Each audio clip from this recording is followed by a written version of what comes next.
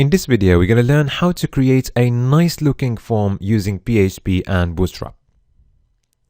So the way it's going to work is the user will input their name, email address, and write a message. And then if everything is fine, they'll be able to click on the send message button and send us an email using PHP. And they will be redirected to a thank you page.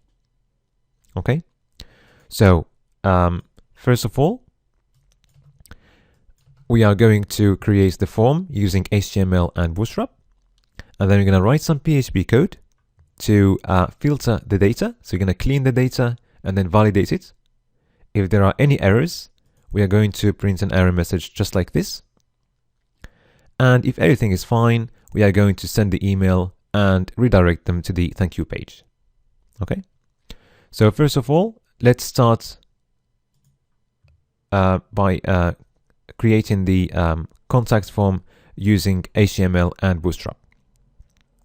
In the previous videos, we have been using a Bootstrap template, but we didn't really use Bootstrap. We didn't need it at all. So now we need to make sure that Bootstrap is working. So since we're not using a CDN, you can use a CDN if you want to, but since we're not using one, so we are going to make sure that we've got the Bootstrap folders in our workspace. Okay, so if you go to your Fire FTP, just make sure that you copy the folders inside the workspace in there. So I'm going to go to the Bootstrap folder on my computer.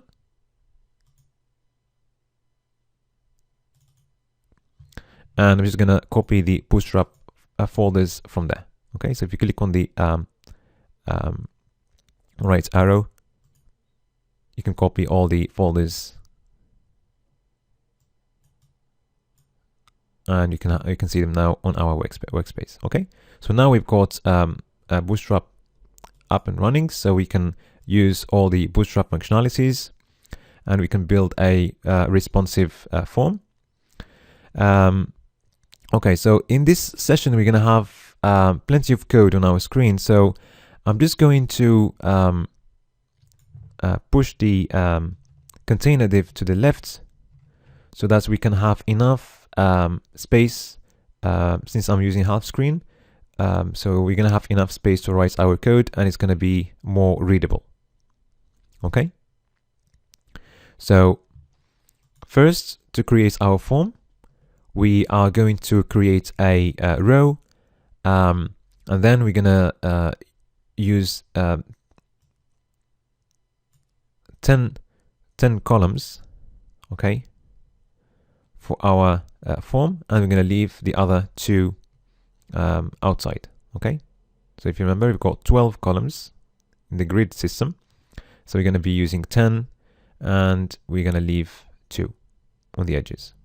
Okay, so let's go ahead and do this. So first of all, let's have a row. So it's a div of class row. Okay, and then inside the row, we're going to create another div, and let's give it a class. So first of all, we want to skip 1 column, okay, and then use 10 columns. So to do that, we are going to use a class column. So we're going to go for a small screen. So small offset, okay, 1 for 1 column.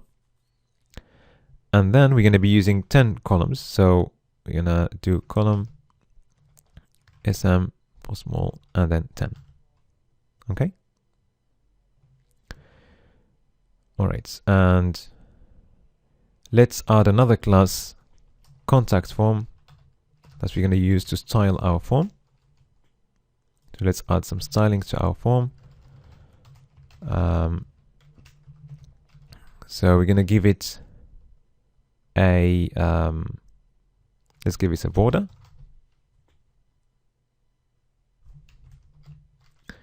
So let's give it 1 pixel for the border width.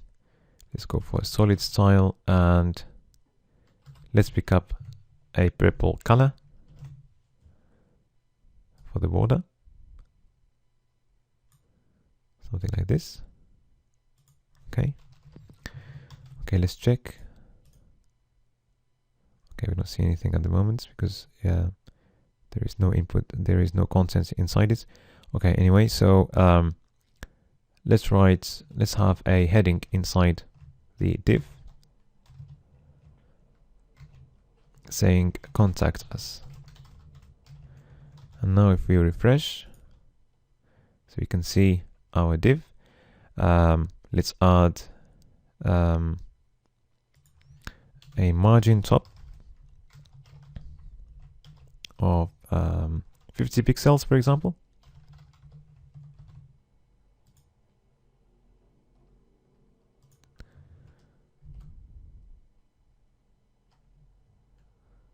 Okay, it's loading.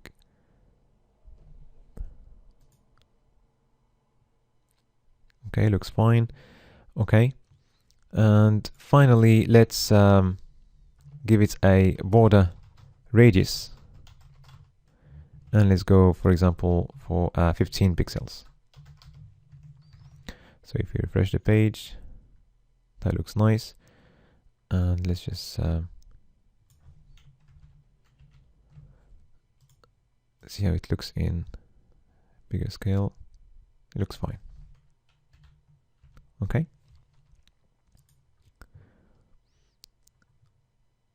Okay, so now we are ready to create the form. Okay. So let's go ahead and do that. All right.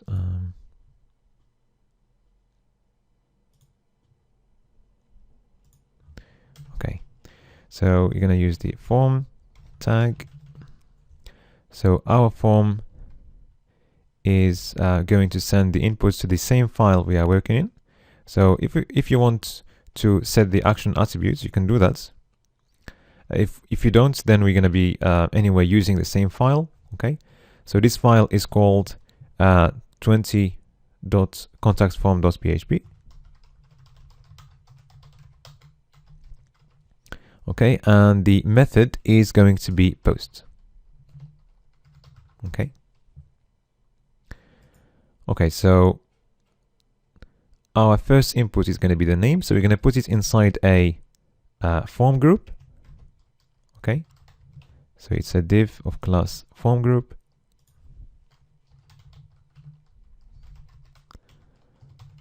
Okay, and let's have an input there. So it's going to be a text input, so the type is text. We're going to give it a name. Okay, we're going to call it name, and also you're going to give it an ID for the label.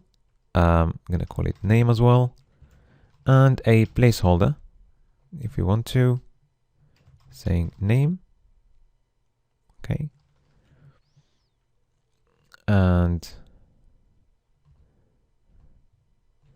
we need to give it a class form control. Okay. All right. Now let's add a label to this input.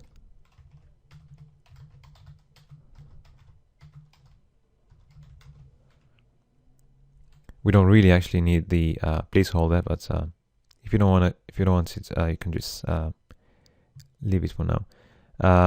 Okay, so the label is going to say name. Okay, and it's label for name. So if we check our page, now we've got our first input there. Okay, looks fine. All right, so now let's move to the second input. So email. Let's just copy paste the first one. So the label is going to be for email. The label is email. The type is email. Okay, name email, ID email. Placeholder is going to be email. Okay, and that's it. Okay. And finally, we're going to have the message inputs. So again, we're going to have a form group, and the label is going to be form message. Let's write message there. Okay. And now we're going to need to use a text area, okay, rather than inputs. Text area, and we need to close the tag for text area. Okay.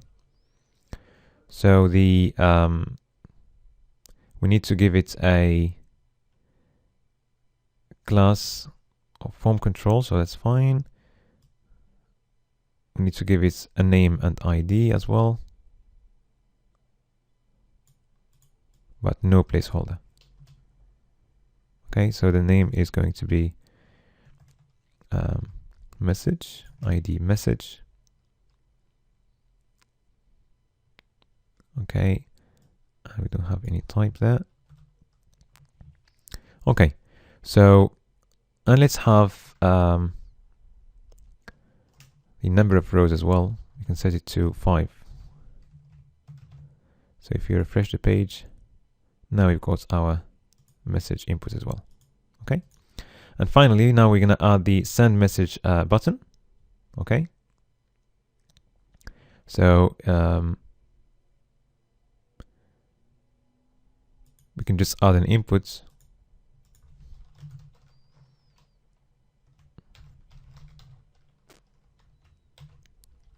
of type submit, and let's give it a name submit, and we're going to style it using the button and button success classes. Okay, so if we refresh, okay, let's make it bigger and also give it a value send message. So we're going to use the class button large to make it bigger.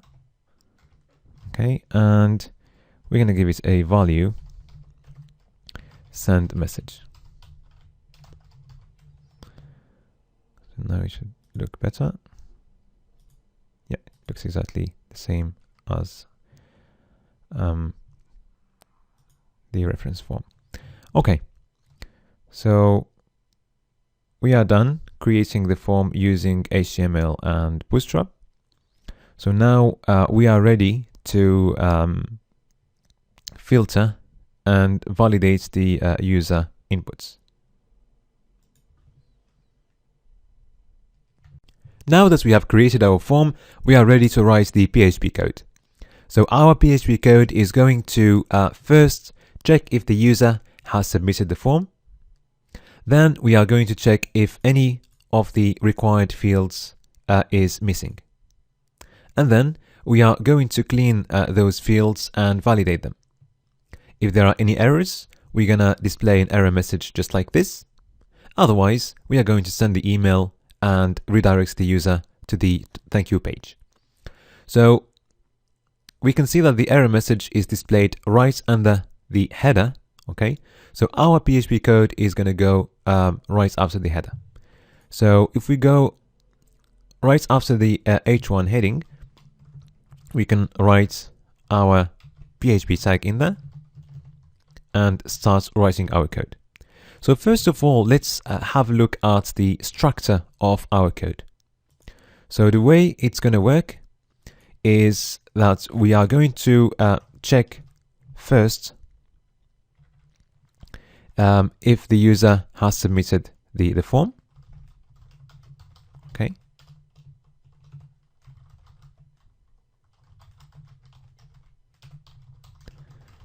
So if yes, then we are going to check if there are any errors.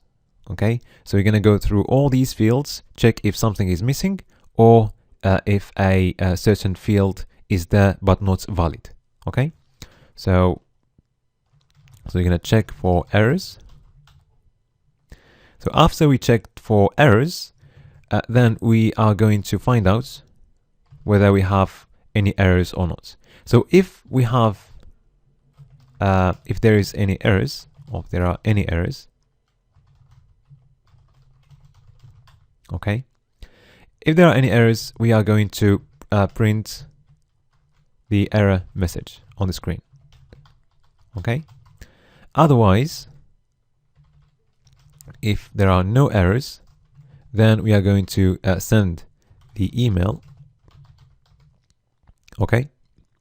But once we send the email, we're still going to check if the email or the mail has been successful or not. So so we're gonna check if success, okay, then we can redirect the user to the thank you page, okay. But for now, we are still going to print a success message, okay, for now. So we're gonna print success message, okay. Otherwise, if the mail has not been successful, then we are going to print this time a warning message, okay. All right, so let's start our code from the beginning, okay.